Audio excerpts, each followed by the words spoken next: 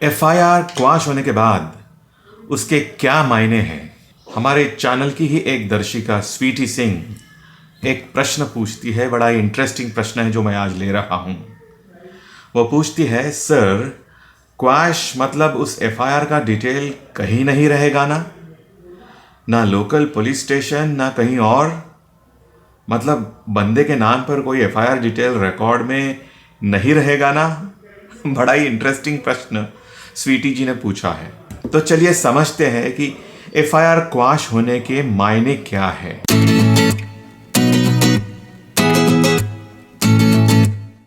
दोस्तों, FIR quashing को लेकर इसी चैनल पर कई सारे वीडियोस मैंने बना के रखे हैं और उसमें एफआईआर कौन सी परिस्थिति में क्वाश हो सकता है, कौन सी परिस्थिति में क्वाश नहीं हो सकता है, एफआईआर क्वाशिंग की पावर किसको है, एफआईआर क्वाशिंग का मतलब क्या है, इन सब बातों को मैंने डिटेल में समझाया है। अब प्रश्न है कि एफआईआर क्वाश होने के बाद क्या होता है। तो देखिए, क्वाश का मतलब है कैंसल होना। अब एफआईआर कैंसल कैसे होता है? तो एफआईआर कैंसल होता है शब्दों द्वारा, आदेश द्वारा। जब भी हाई कोर्ट अपने आदेश द्वारा यानी कि अपने शब्दों के तलवार से एफआईआर को क्वाश करते हैं तो एफआईआर कैंसल हो गया, क्वाश हो गया, ऐसा माना जाता है। अब ये एफआईआर जब कैंसल होता है तो एग्जैक्टली क्या होता है? क्या वो आदेश पुलिस स्टेशन में प्राप्त होते ही पुलिस उस एफआईआर को अपने रिकॉर्ड से निकालकर फाड़कर फेंक देती है, या फिर क्या उस एफआईआर पे काट मारकर उस पर क्वैश्ड ऐसा लिखते हैं? क्या हर तरफ जहां जहां उस बंदे के खिलाफ एफआईआर या उससे रिलेटेड रिकॉर्ड्स होंगे उन रिकॉर्ड्स को नष्ट किया जाता है? ऐसा नहीं है।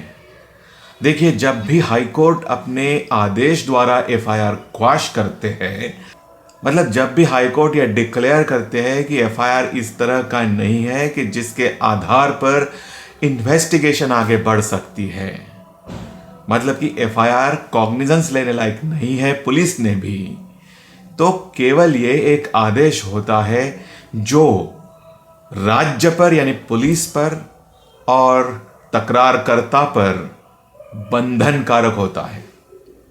और इसका मतलब यह है कि कंसेप्चुअली, लीगली एफआईआर को कैंसल माना गया है।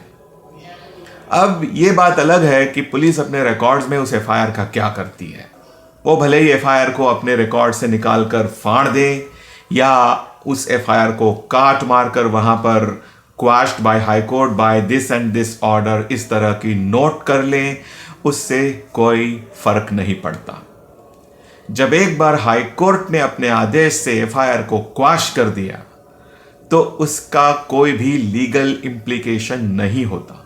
मतलब कि उसको ऐसा माना जाता है कि एज इफ एफआईआर आज एग्जिस्टेंस में नहीं है, और इसीलिए उस एफआईआर के आधार पर ना ही पुलिस, ना ही कोई और सिविल अथॉरिटी, ना ही कोई और क्रिमिनल अथॉरिटी, ना ही कंप्लेनेंट और ना ही कोई अन्य व्यक्ति आगे का काम कर सकता है।